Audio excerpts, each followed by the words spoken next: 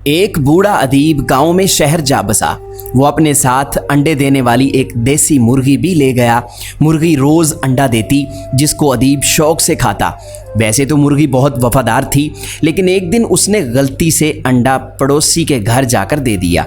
बूढ़े अदीब को उस दिन अंडा ना मिला तो उसने तफ्तीश करना शुरू कर दी कि अंडा कहाँ गया। उसका पड़ोसी जो एक वकील था, उसने पूछा तो वकील ने एतराफ़ किया कि अंडा उसके पास है, ताहम वो वापस नहीं करेगा क्योंकि अंडा उसकी मलकियती अराज़ी व हदूद में दिया गया है, इसलिए कानूनी तौर पर उसका हक बनता है।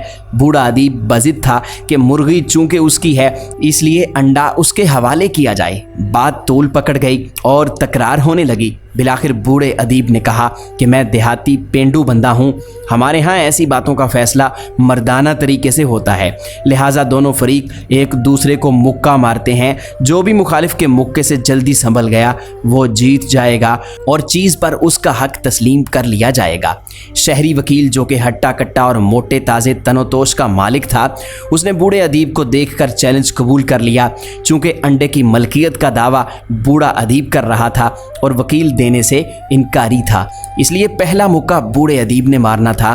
बूढ़े अदीब ने 2 कदम पीछे हटकर पूरी कुव्वत के साथ मुक्का सीधा वकील की नाक पर मारा।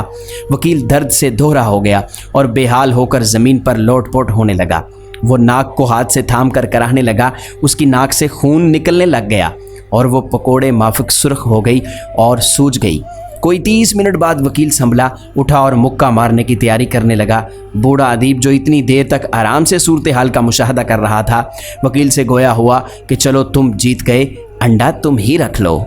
मोहतरम नाजरीन, हमारी ये मोटिवेशनल स्टोरी आपको कैसी लगी कमेंट सेक्शन में अपनी राय ज़रूर दीजिए, और अगर आपको हमारी वीडियोज़ अच्छी लगती हैं तो इनको शेयर ज़रूर कीजिए।